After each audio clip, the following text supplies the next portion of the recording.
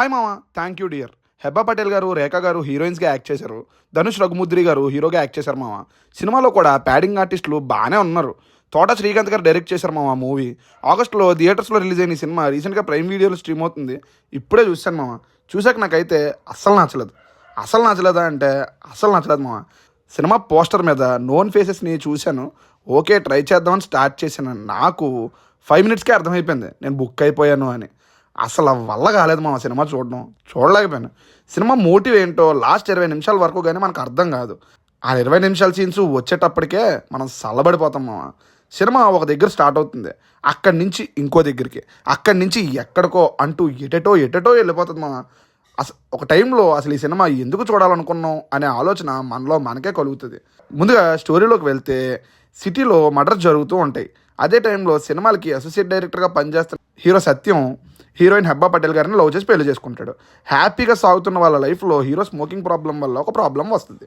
ఆ తర్వాత ఏం జరిగింది, అసలు వాళ్ళు పడిన ప్రాబ్లం ఏంటి, సిటీలో మర్డర్స్ ఎవరు చేస్తున్నారు అనేది రిమైనింగ్ స్టోరీ.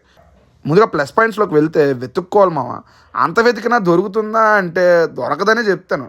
అయినా వెతికి మరీ చెప్పాలి అంటే లాస్ట్లో స్మోకింగ్ గురించి వాళ్ళు ఇచ్చిన మెసేజ్ అయితే బాగుంది మామ. అంతే, మిగతా అంతా మైనస్లే. స్టోరీ అంటూ లేని స్టోరీ. స్క్రీన్ ప్లే ఒక సీన్కి ఇంకో సీన్కి సంబంధం ఉండదు. అక్కడ ఒకటి జరుగుతుంది, దానికి సంబంధం లేకుండా మ్యూజిక్ ఏదో వస్తుంది. అసలు డైలాగ్స్ ఎందుకు అలా ఉన్నాయో అర్థం కాదు. పర్టికులర్గా ఎడిటింగ్ మామ. నాకు కొన్ని క్లిప్స్ ఇచ్చారు, వాటన్నిటినీ కలిపి ఒక వీడియో చేసి ఇచ్చేద్దాం అన్నట్టు ఉంటుంది మామ ఈ సినిమా ఎడిటింగ్. మ్యూజిక్ అయితే ఎంత తక్కువ మాట్లాడుకుంటే అంత మంచిది. పర్ఫార్మెన్సెస్ ఎవరివంటే ఎవరివి బాలేవు మామ. అందరూ ఓవర్ ద టాపే బిహేవ్ చేస్తుంటారు. కుమారి 21Fలో చేసిన హీరోయినా ఆవిడేనా ఇలా చేసింది అన్నట్టు ఉంది మామ హెబ్బా గారి పర్ఫార్మెన్స్. అయినా స్టోరీలో దమ్ములేనప్పుడు యాక్టర్స్ మాత్రం ఏం చేస్తారు మామ.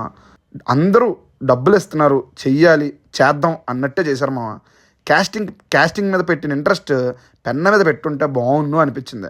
ఫైనల్గా డైరెక్టర్ గారు అసలు ఈ స్క్రిప్ట్ ఎలా ఒప్పించారో, హెబ్బా గారు ఎలా ఒప్పుకున్నారో, అసలు పేపర్ మీద రాసినప్పుడే వద్దు మన వల్ల కాదు అనుకునే సినిమా ఎలా తీయాలి అని ప్రొడ్యూసర్ అనుకున్నారో నాకైతే అర్థం కాలేదు మామ.